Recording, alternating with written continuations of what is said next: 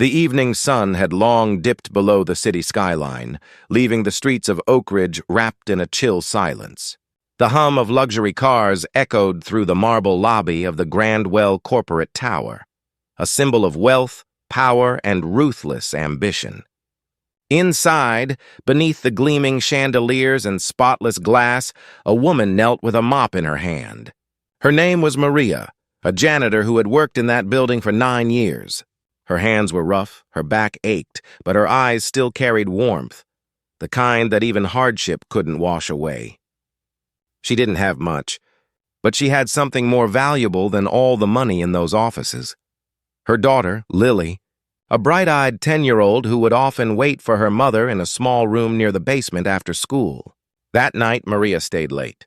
The CEO of the company, Mr. Nathan Cross, one of the richest men in the city, was hosting an important investor meeting. He was known for his charm in front of cameras, a billionaire with a heart of gold, they said, but his employees whispered a different truth.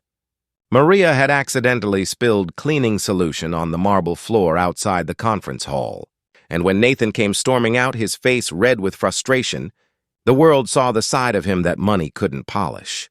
"You clumsy woman!" he shouted, grabbing Maria's wrist so hard she winced. "Do you even know how much this floor costs?" "I'm so sorry, sir. I'll clean it up," Maria whispered, trembling.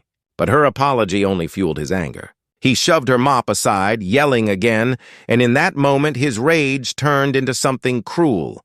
He slapped her across the face. The sound echoed, sharp and shocking, bouncing off the marble walls. Lily, who had been sitting near the stairwell with her school bag, saw everything. Her small hands trembled as she pressed them to her mouth. Tears welled in her eyes. She wanted to scream, but fear gripped her. Nathan noticed the girl watching and hissed, "You didn't see anything, understand?" Lily ran through the lobby out into the night crying. She didn't stop until she reached the old auto garage on the edge of town, where her mother's friends often gathered. They weren't ordinary friends. They were bikers, a rough but loyal crew known as the Iron Wolves. Their leader, Hawk, a tall, broad man with a scar across his cheek, had always looked out for Maria and her daughter. She once cleaned his shop for free when he was down on money. Since then, he'd called her Sis. When Lily burst into the garage, tears streaming down her face, the men fell silent.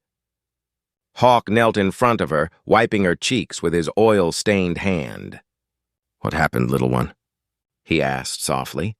"The billionaire. Mr. Cross. He's beating my mama!" she cried, her small voice breaking. For a second, the entire garage froze. Then the air changed. Chairs scraped.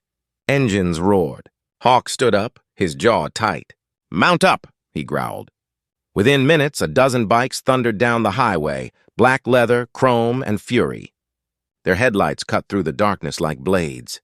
Lily rode in front with Hawk, clutching her small hands around his vest. Back at the Grandwell Tower, Maria sat in the staff room, holding an ice pack to her face. Her supervisor told her to keep quiet, that Nathan was too powerful and no one would believe her anyway. But then came the sound, a deep rolling rumble that made the building tremble. The bikers arrived. They filled the parking lot like a storm, engines growling, boots thudding on the pavement. Hawk kicked open the glass doors and walked straight to the lobby, the others behind him. The security guards froze. Nobody dared move. Nathan Cross stepped out of his office, confusion turning to shock. "What is this?" he snapped. "You can't just—" Hawk interrupted him with a glare that could cut steel. "We're here for Maria," Nathan sneered. "That woman? She's a janitor. She made a mess." Before he could finish, Hawk slammed his hand on the counter. "She's a human being, and you put your hands on her." His voice was low, dangerous. "That's where you messed up." Nathan tried to threaten them with police, but the cameras in the lobby told the truth. The footage showed everything. One of the younger bikers, a tech-savvy kid named Lex, had already pulled it up on his phone. He held it up for everyone to see. The entire staff gathered around. Gasps filled the air as the video played. The billionaire's perfect image shattered in seconds. Maria stood in the corner, trembling. She didn't want violence, she just wanted justice. But when Hawk saw her face, the bruise blooming under her eye, his fists clenched. Then something unexpected happened. Lily ran to her mother and hugged her tightly. "Mama, please don't cry," she whispered. "They're here for you." The room fell silent. Nathan's voice faltered. For the first time, he looked small, stripped of power, exposed before the people he used to intimidate. Police arrived soon after. The security footage became evidence. Nathan Cross was arrested for assault and workplace abuse. The story hit the news the next morning. Billionaire CEO arrested after assaulting janitor, exposed by her daughter's courage. The company board voted to remove him. His empire crumbled faster than it took to build. As for Maria, she was offered help by dozens of people who saw her story online. But what truly changed her life was the kindness of the Iron Wolves. They helped her open a small cleaning business of her own, Lily's Shine Services. On the opening day, the bikers showed up again, engines roaring not in anger this time, but in celebration. Hawk handed Lily a small silver charm, a tiny wolf pendant.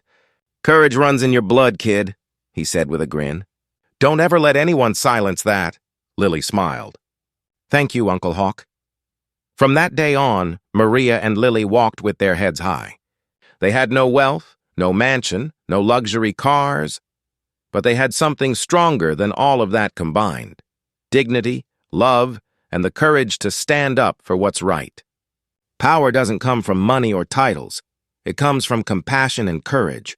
Even the smallest voice, when it speaks the truth, can bring down the mighty.